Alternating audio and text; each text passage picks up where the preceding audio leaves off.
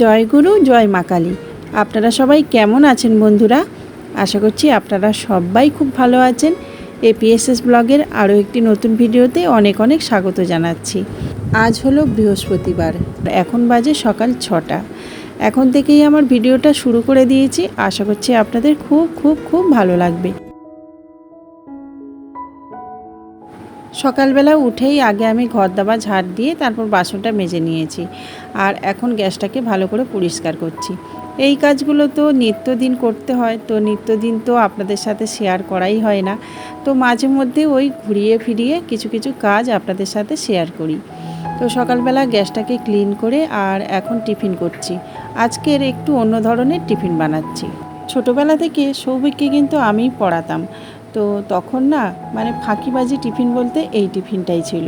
খুব তাড়াতাড়ি হয়ে যেত, সকালবেলা উঠেই একদম ঝটপট করে বানিয়ে দিতাম, আর ও কিন্তু ঝটপট খেয়ে নিত।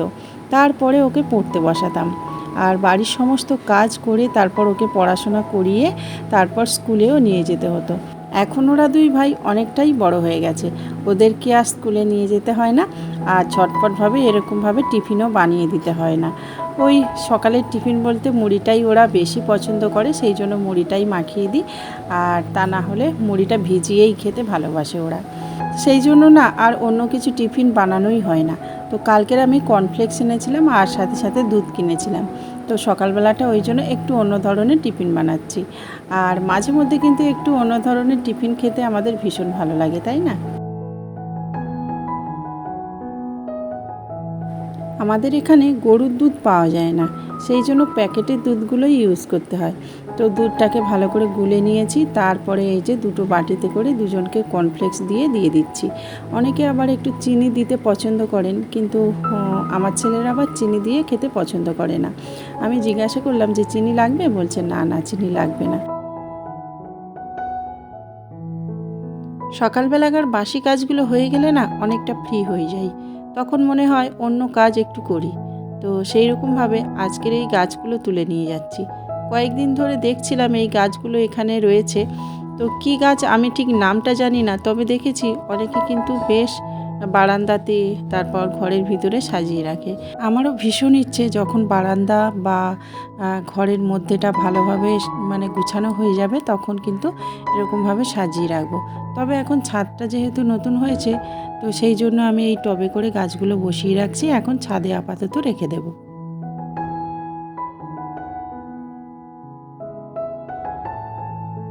সংসারটাকে আমি ভীষণই ভালোবাসি, সেই জন্য সংসারের কাজের মধ্যে ডুবে থাকি। তো সকাল থেকে সেই রাত্রির 11টা 12টা পর্যন্ত কিন্তু সংসারের কাজেই লেগে থাকি।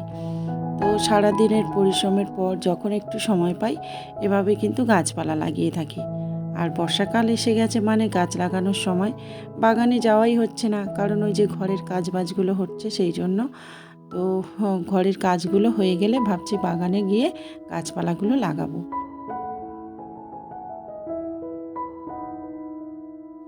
সকাল 6টার সময় এত রোদ্দুর উঠে যায় যে একদম ছাদে আসাই যায় না। এখন প্রচণ্ড রোদ্দুর যেমন পড়ছে তেমন কিন্তু গরম পড়ছে। তো এই গরমের মধ্যে না গাছপালাগুলো রাখলে একদম মরে যাবে। তো সেই জন্য আবার ছাওয়াতে একটু রেখে দিচ্ছি। 2-4 দিন হয়ে গেলে অবশ্য তখন অসুবিধা হয় না। তো যাই হোক, এই গাছগুলো তো বসালাম, জল দিলাম, আর এখন এই ছাওয়া জায়গাটায় রেখে দেব। তাহলে কিন্তু গাছপালাগুলো ভালোই থাকবে।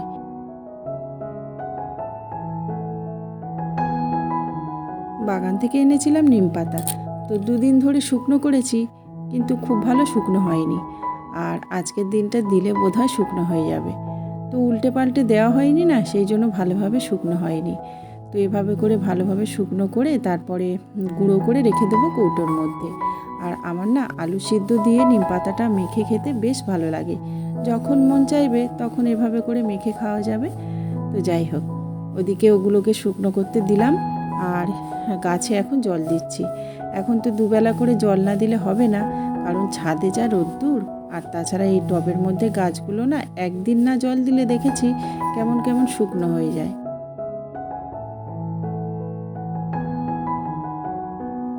স্নান সেরে পুজোটা করে এখন ভাত বসাতে চলে এলাম। আজকে আমি ভাবছি রেশনের চালটাই রান্না করব। তো রেশনের চালটা আজকে রান্না করে দেখব কেমন, মাঝে মাঝে চালটা খুব ভালোই দেয়, আবার মাঝে মাঝে একদমই খারাপ।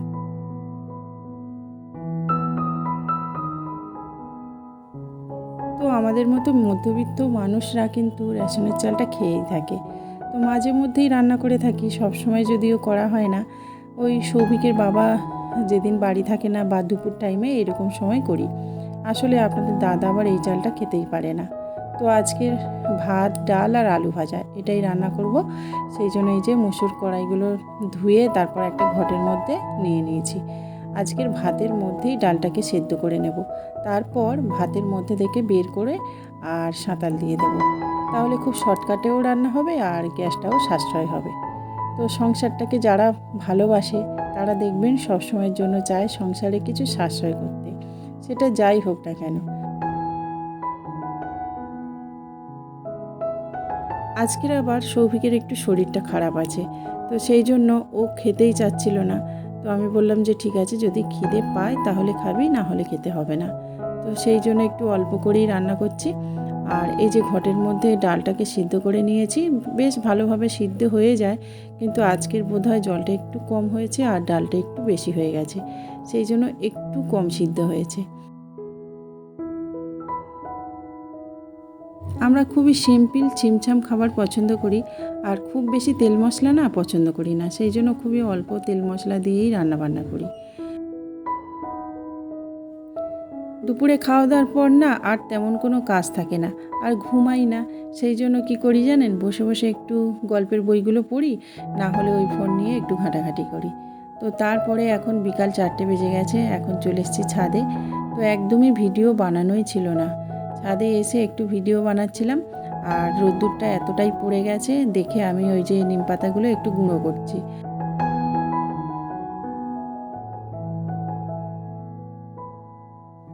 এত রোদ্দুর, কিন্তু দেখুন নিম পাতাগুলো তেমনভাবে কিন্তু মচমচে করে গুঁড়ো করা যাচ্ছে না। তো খুবই অল্প পরিমাণে গুঁড়ো হয়েছে, আরও একদিন দিতে হবে। তো এই নিয়ে 2-3 দিন আমি এভাবে করেই রোদ্দুরে দিয়েছি। তো মোটামুটি হয়েছে জানেন তো। তো এতটা তো খাওয়া যাবে না, তো কিছুটা না আমি গাছে দেবো, মানে ওই গাছে যখন মাটিটা তৈরি করি না, তখন একটু করে নিম পাতা দিলে নাকি খুবই ভালো। তো সেই জন্যই আর কি এগুলো ভালো করে গুছিয়ে রাখছি। সকালে জামা কাপড়গুলো কেচে তারপর স্নান করেছিলাম, আর এগুলো মেলা হয়নি জানেন তো, মানে মাথা থেকে একদম বেরিয়ে গেছিলো যে জামা কাপড়গুলো মেলা হয়নি। তো এখন মনে পড়লো, তাই এগুলোকে নিয়ে মেলে দিচ্ছি এখন। তো মাঝে মধ্যেই এরকমটাই হচ্ছে জানেন তো, কিছু কিছু জিনিস ভুলে যাচ্ছি। মনের আর দোষ কি, চারিদিকে এত কাজ, আর এত কাজের মধ্যে সমস্ত দিকে নজরদারি করতে হয়।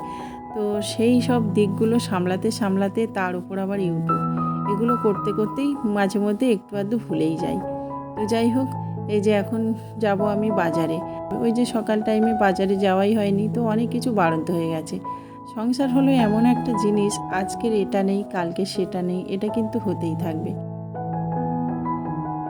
বাজারে গিয়ে যতই আমি মনে করে সমস্ত জিনিস আনি না কেন, ঠিক সেই একটা দুটো জিনিস আমার বাদ পড়ে যায়। তো এরকমটা তো আমার সঙ্গে হয়। তো যাই হোক, এখন বাজারে যাব, তার আগে ছেলেদের জন্য একটু টিফিন বানিয়ে দেব। আজ বাড়িতেই তৈরি করেছি আমি সিঁদুর, তো ওটাই পরলাম, কেমন লাগছে আপনারা কিন্তু কমেন্ট করে বলবেন। আর এটার বড় ভিডিও আপনারা অন্য ভিডিওতে পেয়ে যাবেন, তো সেটা দেখেই আপনারা তৈরি করতে পারবেন। তো চলুন বন্ধুরা, এই যে সৌভিকের জন্য একটু মুড়ি মাখিয়ে দিয়েছি, বলছে মা আমি মুড়ি খাবো, আর সৌমকে দিলাম দুধ কর্নফ্লেক্স। আজকালকার বাচ্চাদের তো জোর জবরদস্তি করে খাওয়াতে হয়, আর কোনো জিনিস যদি চেটেপুটে খায় তাহলে জানবেন আপনার ভাগ্য খুবই ভালো। তো সৌম্যর এখন এই জলখাবারটা খুবই ভালো লেগেছে।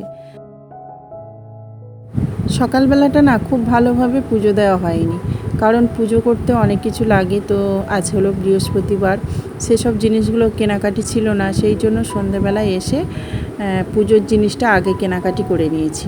তারপরে এই যে একটু সবজি কিনেছি, আর আজকের কিনেছি বাটা মাছ। তো বাটা মাছের ঝোল বানাবো, আর সাথে একটা সবজি বানাবো। তো চলুন এখন আবার ভালো করে পুজোটা করব, কারণ সকালবেলায় পুজো দিয়ে না একটুও মনটা শান্তি হয়নি। বৃহস্পতিবার একটু ভালোভাবে ভোগ জল দিই, ঘটগুলো পাল্টাই, তো সেগুলো করা হয়নি, তো সেই জন্য। মাঝে মধ্যে এরকম করে থাকি আমি। দুপুরবেলা যখন ভালোভাবে ভোগ জলটা দেওয়া হয় না, সেদিন আমি রাতেবেলায় ভালোভাবে ভোগ জলটা দিই। তো এই যে দেখুন, লক্ষ্মীর ঘট পেতেছি, তারপর প্রসাদ বানিয়েছি, আর ধূপ ধুনো দিয়ে বৃহস্পতিবারের পুজোটা দুপুরবেলা করি। আর দুপুরবেলা রান্নাবান্না থাকে, তো সেই সময় না খুব ভালোভাবে করা হয় না, মানে খুব যে টাইম ধরে করা হয় সেটা নয়। তবে আজকে বেশ অনেকক্ষণ ধরে পুজো করলাম, খুব ভালো লেগেছে জানেন তো। তো যাই হোক, এখানেই বন্ধুরা ভিডিওটা শেষ করেছি। ভালো লাগলে অবশ্যই লাইক কমেন্ট শেয়ার করবেন আর সাবস্ক্রাইব করে আমাদের পাশে থাকবেন।